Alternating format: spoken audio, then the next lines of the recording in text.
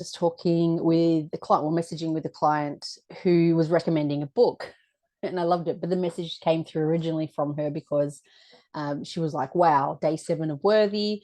Which is about where we create pain to try to make it equal more freedom, but we're shifting the perspective. And I know some of you guys have done Worthy anyway, which is on day 7 of 17. She was like, "Holy crap, I'm up to day 7," and today is like an absolute game changer. And so we're just having a chat about like over Messenger over that. And she signed up to work with me for the full year in Free to Be Me for next year, which is really exciting as well. So joining you guys on the journey, which would be really cool.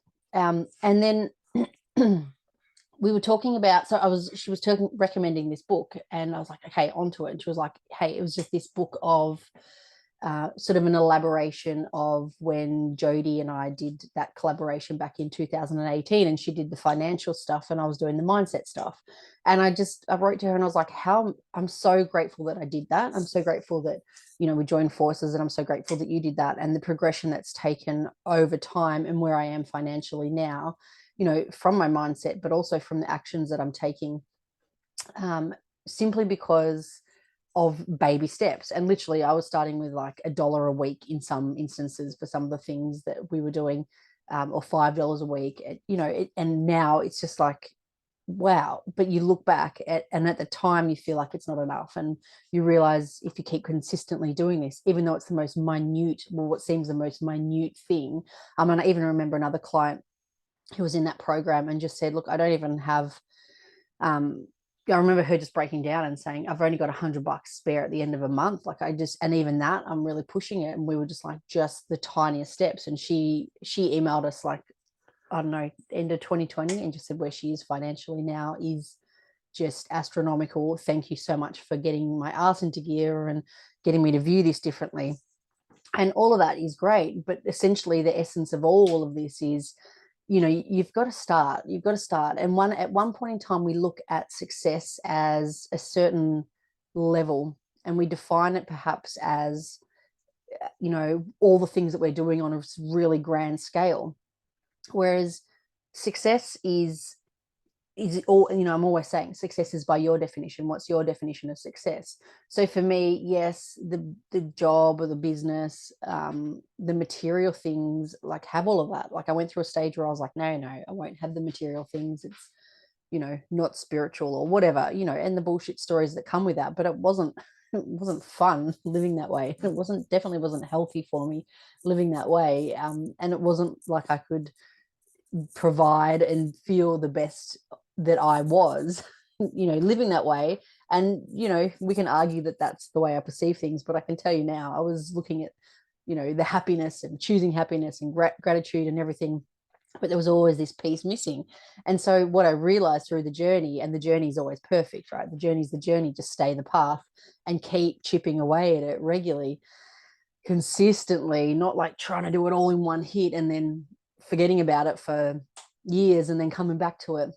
It's just really consistently and consistency, even though it might feel boring, or even though it might not feel like it's enough. You just choose it, that's enough. You just choose it, that's enough. And you just keep on choosing that, and you keep on seeing the vision, and you keep on just going through it despite the fear, or despite the lack, or despite the, I don't have enough, or whatever else story comes up, or who am I to think this is going to work, or whatever.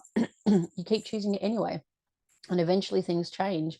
And I remember I went through a stage in my business where I was working like mental hours, but it wasn't, there was nothing really to show for it. There was a lot of money going out with things that I was investing in, and certain ads that I was running and things like that. But there was no me inside it. And I was sometimes staying up till really early hours of the morning, which, if you know me, I'm like a early riser, but I don't want to go to bed late. And so I was really struggling with that at that point in time, because I was looking at success as sort of like almost this financial aspect and things that I could do with that.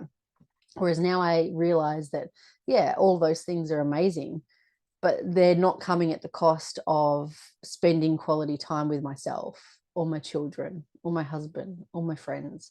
They're not coming at the cost of having time or choosing to have time to horse ride, or to just plod around the garden, or to just lie in the sun for a bit. All of these things. Well, I don't lie in the sun every day at the moment with all the rain and stuff that we seem to be having on and off, but just like taking that time out and reading, and just whatever, like sitting in a cafe or going shopping or talking to a friend, or I don't know, like whatever it might be. But there's this way of looking at success differently, and it's not I will do all these things really in a really harsh way and like really really try to make this happen, and then once I get there, I'll be able to then breathe and relax a little bit more. No, they come in conjunction with one another. And, I have got so much gratitude for that version of me back then that worked their fucking ass off and, was relentless and chose that. But I also have so much and I've got so much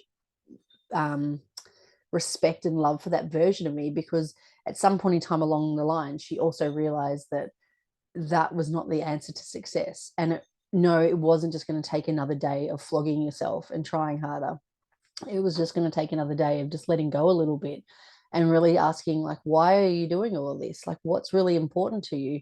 And I think sometimes that's the question we forget. We see that things are important to us, but we're neglecting those things of importance, right? Which goes in line with back to the start of the story, back to the start of when my beautiful client messaged me and said, day 7's a game changer, trying to turn pain into freedom, where freedom ain't pain. Right?